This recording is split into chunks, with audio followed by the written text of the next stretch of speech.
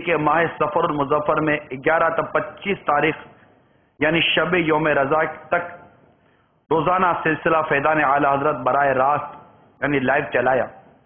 اس میں تلاوت، نعتیں، مدنی مذاکرہ، مدنی کسوٹی، مدنی اشعار کی تکرار وغیرہ کی ترکیب ہوتی۔ سلسلہ نہایت دلچسپ و معلوماتی تھا۔ اللہ رب العزت نے اس مدنی سلسلے کو عاشقان رسول میں کافی مقبولیت عنایت فرمائی۔ آئیے ضمن میں ایک مدنی بہار سنیے۔ چنانچہ کشمیر ہند کے ایک عاشق رسول کا بیان کا لباب ہے۔ میں دعوت اسلامی والوں کو مدنی چینل پر ماہ سفر المظفر فیضان اعلی حضرت کا سلسلہ چلانے پر مبارکباد پیش کرتا ہوں۔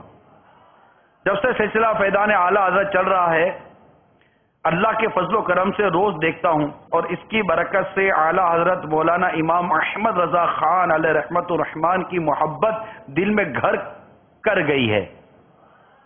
ایک روز میں اس سوچ میں گم تھا کہ اس عاشق رسول یعنی اعلی حضرت کا بارگاہ الہی میں نہ جانے کیا مقام ہوگا کہ مجھ پر ایک وجد سا طاری ہوا اور مجھ گناہگار کی قسمت چمک اٹھی۔ کیا دیکھتا ہوں کہ جس دن اعلی حضرت رحمت اللہ تعالی علیہ اس دنیا سے رحلت یعنی وفات فرما گئے تھے، وہ منظر میری آنکھوں کے سامنے ہے۔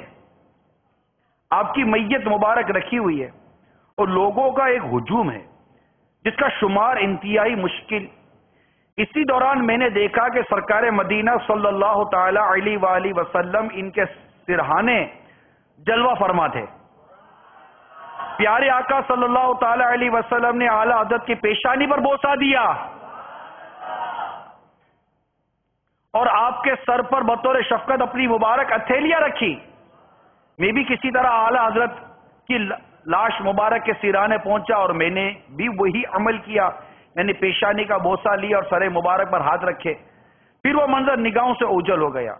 اس کے بعد کی کیفیت بیان سے باہر ہے۔ الحمدللہ عز وجل اس تائید غیبی سے مجھے یقین ہو گیا کہ ہم صراط مستقیم یعنی سیدھے راستے پر ہیں۔ تمام دعوت اسلامی والوں کو میرا پیغام ہے کہ آپ اعلی حضرت امام اہل سنت کا دامن تھامے رکھنا، انشاءاللہ عز وجل ہمارا بیڑا پار ہے۔ اعلی حضرت سے ہمیں تو پیار ہے، اعلی حضرت سے ہمیں تو پیار ہے، انشاءاللہ اپنا بیڑا پار ہے۔ صلو علی الحبیب۔